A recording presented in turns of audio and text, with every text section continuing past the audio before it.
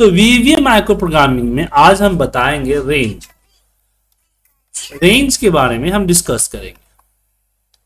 क्या होता है रेंज? मैंने रेंज जैसे कि हमने बताया था आपको कि सीट्स जो हुआ वर्कबुक मतलब कि फाइल का वर्क करता है। आपका सीट्स एक सीट के ऊपर डिपेंड करता है, एक रेंज के ऊपर बात करते हैं, राइट। तो मैं यहाँ पे डबल स्क्रीन कर देता हूँ ताकि आपको इम्पैक्ट भी दिखता रहे। और मॉड्यूल यहाँ पे सब्जेक्ट आर ब्रैकेट ओपन कर। और हमने यहाँ पे किया रेंज, यहाँ पे A1 डॉट सेलेक्ट। ओके, तो ये क्या करेगा? इसको रन करते ही कर्सर A1 पे चला जाएगा। इसको एक और तरीके से लिखा जा सकता है सेल्स 1,1 डॉट सेलेक्ट। मतलब क्या हुआ कि एक रो एंड एक कॉलम, सॉरी सिलेक्ट का स्पेलिंग मिस्टेक हो गया, एक कॉलम एक रो। मतलब कि अगर आपको A1 B1 में पता है तो ठीक कर सकते हैं। पता है आपको कि भाई 5वां नंबर रो, 10वां नंबर कॉलम, तो ऐसे केसेस में हम सेल्स का इस्तेमाल करते हैं।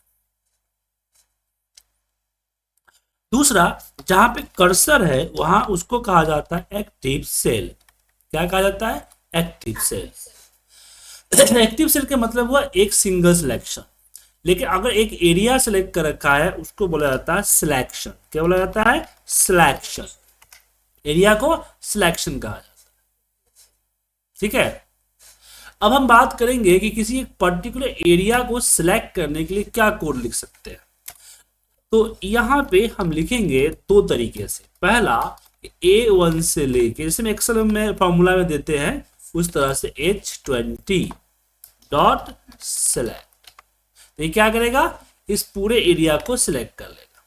या दूसरा तरीका है कि रेंज A1 स्टार्टिंग है और H20 जो है हमारा हो गया एंडिंग। क्या हो गया? H20 एंडिंग हो गया डॉट सेलेक्ट। तो यहां पे कर्सर रखेगा, शिफ्ट को प्रेस करके यहां पे क्लिक करेगा, डेटा सेलेक्ट कर लेगा। तो ये हो गया आपका एक्सेल मेथड, ये हो गया आपका वीवीएम मेथड। तो मोस्टली हम जब हमें डायनेमिक सिलेक्शन करना होता है तो हम इसी को लेके चलते हैं, ठीक है। अब डायनेमिक सिलेक्शन की बात आती है तो चलिए एक बार और इसके ऊपर हम आगे बढ़ते हैं कि अगर मुझे पूरा रेंज सेलेक्ट करना हो तो कैसे करें। तो इसके दो तरीके हैं। पहला, हम यहाँ पे लिखेंगे रेंज, जो कि जनरली हम लोग करते हैं कंट्रोल A करते हैं ना, तो कंट्रोल A को यहां लिखा जाता है करेंट रीजन डॉट सेलेक्ट, ठीक है। तो ये कर देता है। लेकिन इसमें एक प्रॉब्लम होती है कि अगर ब्लैंक सेल हुआ तो ये ऊपर ही सिलेक्ट करेगा, नीचे नहीं करेगा। ऐसे केसेस में हम करते हैं सीट 1 या सीट का जो भी कॉलिंग मेथड है वो लेते हैं और लिखते हैं यूज्ड रेंज डॉट सेलेक्ट। ये क्या करता है कि जितना रेंज हमारा यूज है उतना एरिया को सिलेक्ट कर लेगा, चाहे जितना ब्लैंक उससे कोई फर्क नहीं पड़ता है। okay. ठीक है। और एक क्वेश्चन है मुझे, पूछिए। एग्जांपल अब मेरे पास यहाँ पर A से लेके H21 तक अभी डेटा है, ठीक है। हाँ.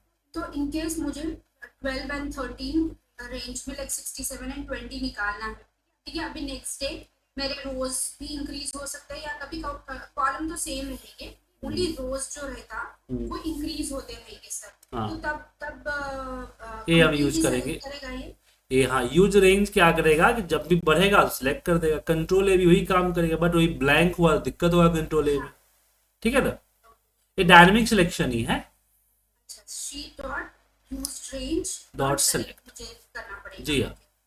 ओके, अब मान लीजिए मुझे कर्सर को सबसे लास्ट में ले जाना है, कर्सर को मुझे यहां पे लाना है। तो जनरली हम लोग क्या करते हैं? कंट्रोल डाउन एरो या राइट एरो या अप एरो या लेफ्ट एरो करते हैं ना। सेम तरीके से यहां हम लिख सकते हैं कि range A1 dot and XLS down dot select, ठीक है। लेकिन एक छोटा सा प्रॉब्लम है कि अगर बीच में ब्लैंक हुआ, ऐसे केसेस में हमारा डेटा यहीं पे आकर रुक जाएगा, इसके नीचे नहीं जाएगा। दैट टाइम हम क्या लिखेंगे? हम लिखेंगे range A 65,000 dot and XLS up, क्या करेंगे, एक्सएलएस अप क्यों सर? डॉट सेलेक्ट, मैं वही बता रहा हूं आपको। तो हम क्या करेंगे कि ऊपर से नीचे ना आके हम लास्ट में चल जाएंगे 65,000 पे, ठीक है ना। अभी 65,000 की जगह पे 10 लाख भी लिख सकते हैं आप, लेकिन क्या है कि मैं वीवीए प्रोग्रामिंग यूज कर रहा हूँ जब एक्सेल 2007 था उस समय से, तो ऐसे केसेस में हम 65,000 यूज करते थे, तब से आदत बनी हुई है, ठीक है ना। अब इसके जगह पे एक लमसम एक ऐसा फिगर रख सकते हो जो सबसे लास्ट का फिगर, डेटा जहां तक डेटा ना हो, यहां से वो कंट्रोल अप एरो इस्तेमाल करके ऊपर आ जाएगा। कहा आ जाएगा, ऊपर आ जाएगा। इससे इससे बेनिफिट क्या होगा कि डेटा के ऊपर जो ब्लैंक रो है उससे कोई फर्क नहीं पड़ेगा। सर एक क्वेश्चन है आगे बढ़ने से पहले जी अभी ये सेम डेटा में सर, ठीक है, अभी मुझे ए कॉलम से 5375 की जो रो है, रो एंड कॉलम का डेटा है वो रिमूव करना है सर, एग्जांपल, तो तब कैसे करना? मतलब कि आप चाहते हैं कि ये पूरा डेटा को डिलीट करने का? नहीं नहीं नहीं, इस सारे डेटा में से ओनली फॉर एग्जांपल, तो उसके लिए कंडीशंस लगाने पड़ेंगे, लूप लगाने पड़ेंगे, ओके, वो आगे बताऊंगा आपको मैं।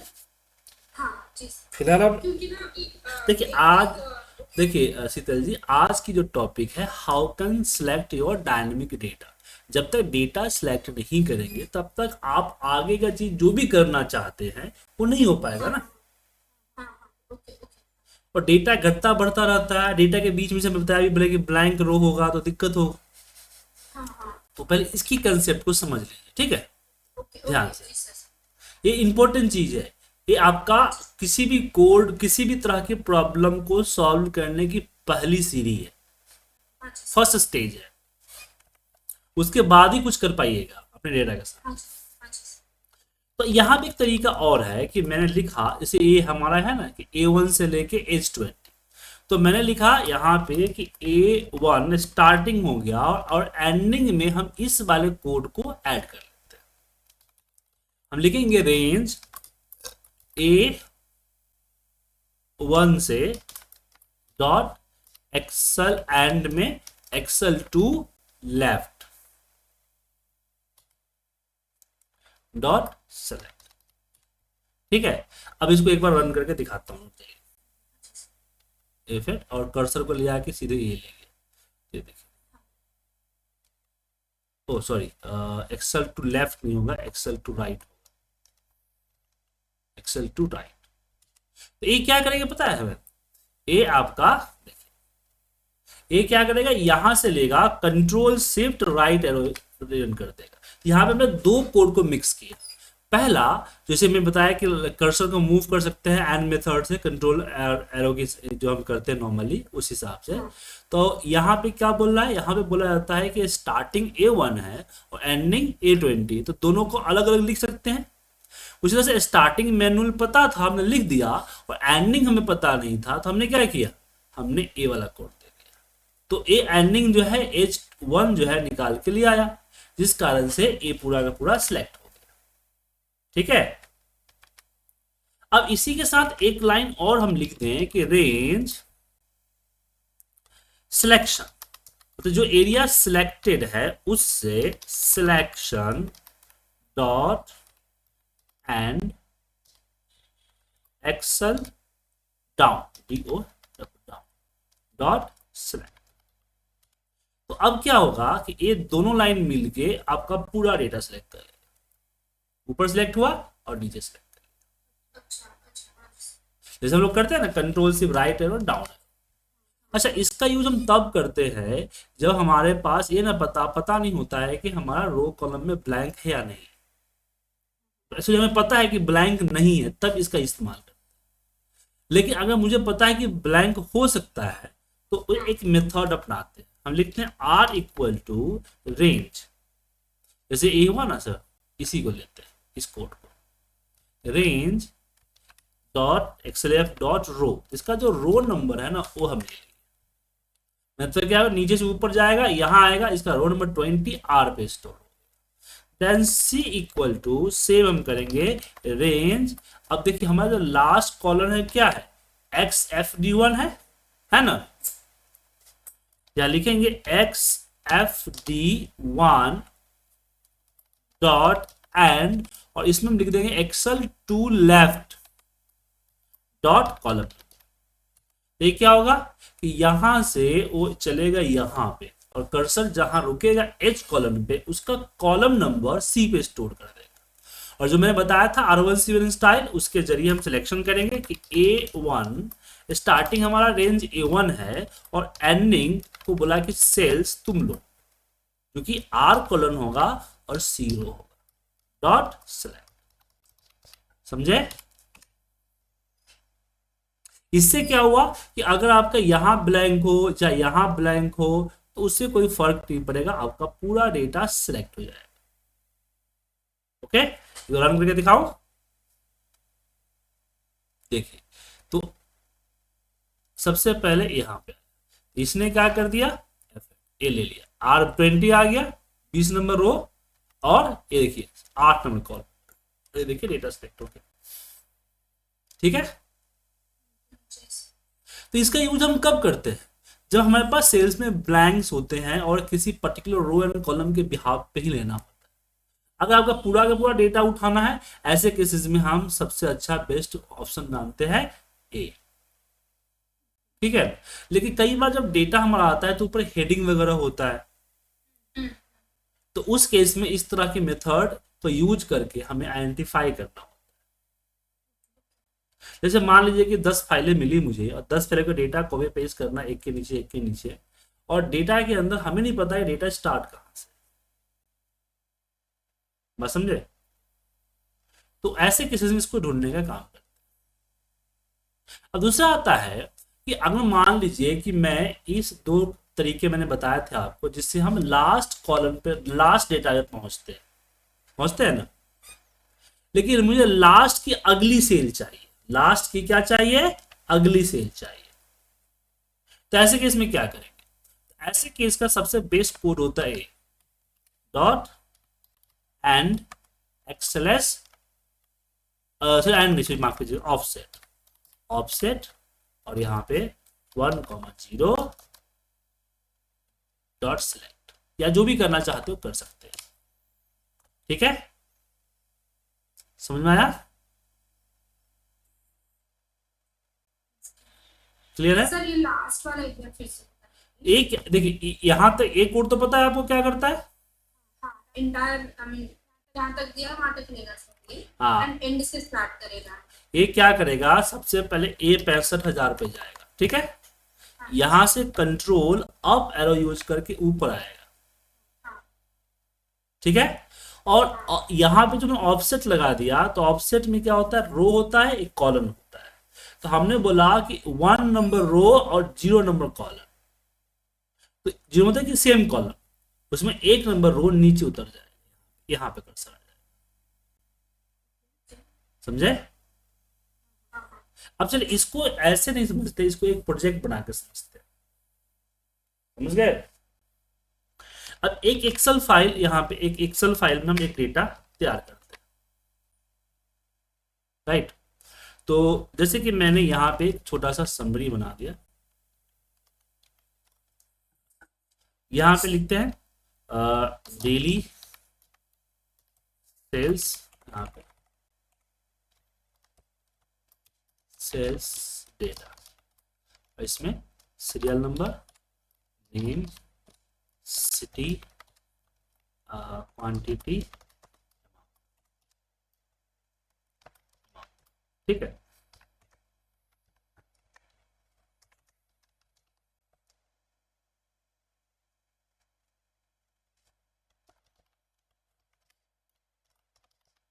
तो मान लीजिए इस तरह के कुछ डेटा आपके पास आए,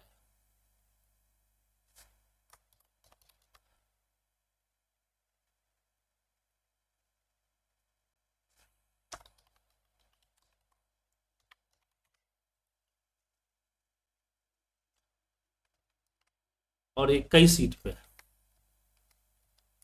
ठीक है, अब मुझे इन सारे शीट का डेटा उठा के एक सेल में डालना है। यहाँ एक सीट पे डालना है, यहाँ डेटा शीट कैसे डालना, ठीक है। तो अब इसके लिए चलिए कोड करते हैं, ठीक है।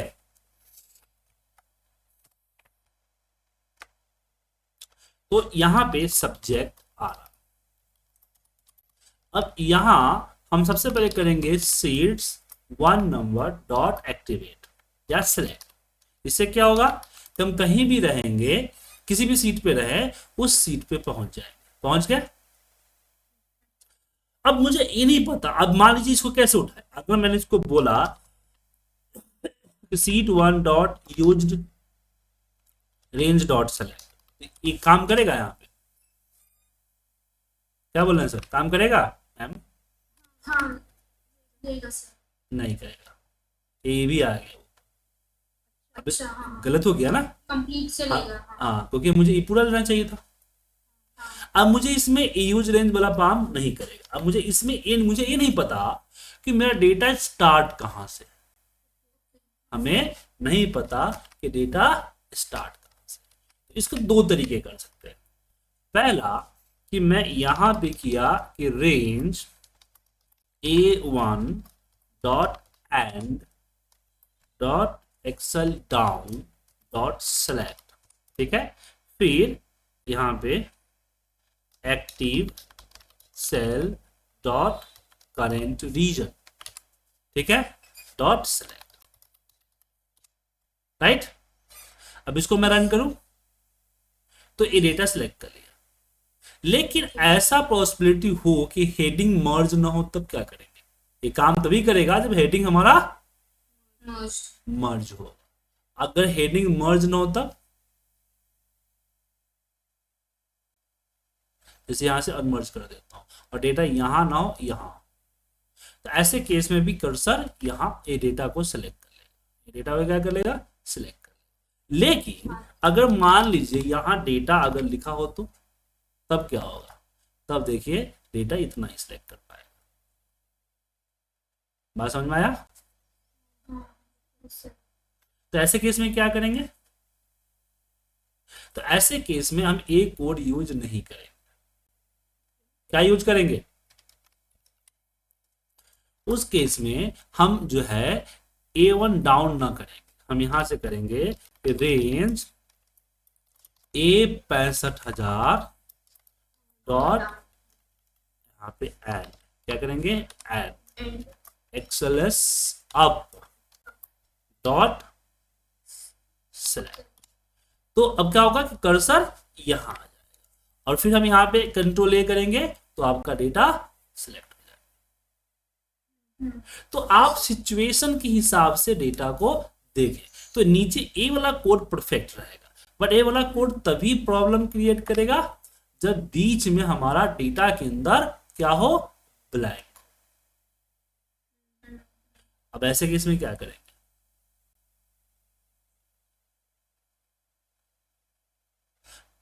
बोलिए।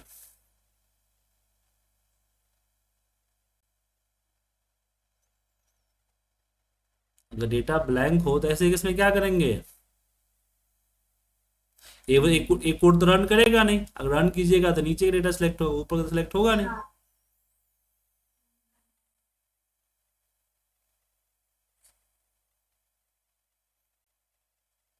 तो ऐसे केस में आपको कोई फाइंड आउट करना पड़ेगा, कुछ ऐसा फाइंड आउट करना पड़ेगा जहां से हम पहुंच सके यहाँ पे, ठीक है ना भाई? कोई एक कंडीशंस मिलना चाहिए ना,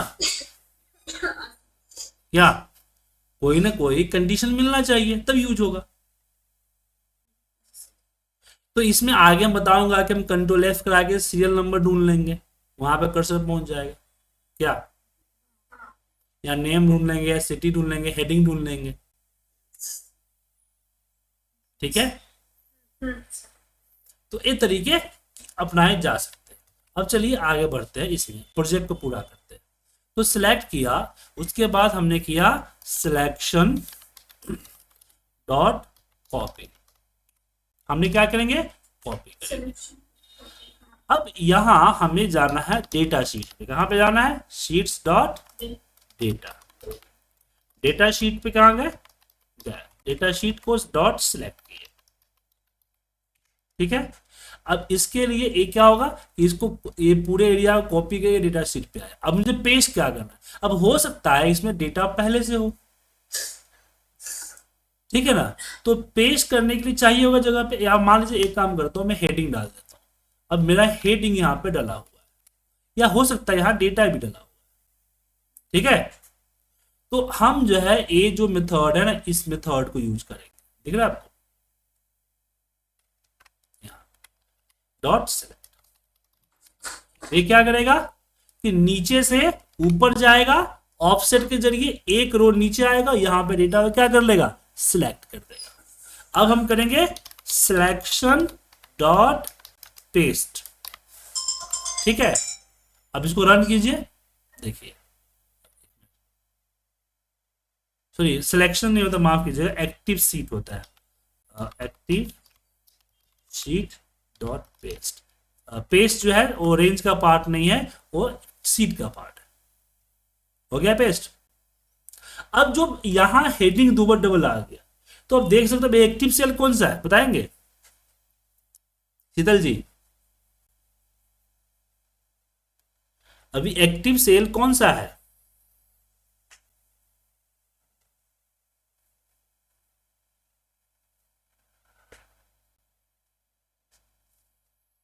शीतल जी आपकी आवाज नहीं आ रही है, हाँ सर, हाँ सर। बताइए इसमें एक्टिव सेल कौन सा है।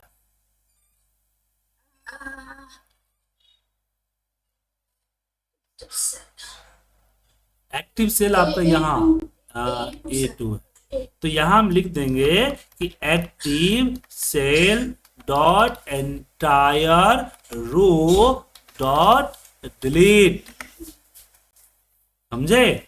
तो ये पूरा रो डिलीट कर देगा, देखा। हाँ जी सर, हाँ। तो अब जो है मेरा एक कोड परफेक्टली वर्क करेगा। वो क्या होगा कि जब भी जया शीट यहाँ एक पहले शीट पे जाएगा, डेटा कॉपी करके पेस्ट करके रो डिलीट कर देगा। तो ये सिर्फ एक सेल के लिए चला। अब इसको हम क्या में डाल देंगे, लूप में। हम करेंगे कि फोर आई इक्वल टू चले 1 2 सीट्स डॉट काउंट, और माइनस सीट डॉट काउंट हो, ये सीट डॉट काउंट -1। -1 को किया मैंने, बताइए शीतल जी। हाँ, क्योंकि ये डेटा सीट को काउंट से बाहर रखना है ना, इसलिए -1 किया, और जहां जहां पे 1 था वहां पे सीट आई कर दिया, सिंपली। अब एक सिंगल क्लिक में सारे डेटा यहां कोलेट कर दिया। तो डेटा को डायनेमिकली सिलेक्ट करना आ गया, कोई दिक्कत इसमें। चलिए, तो मैंने इसका लिंक आपको, कोड आपको भेज दिया है।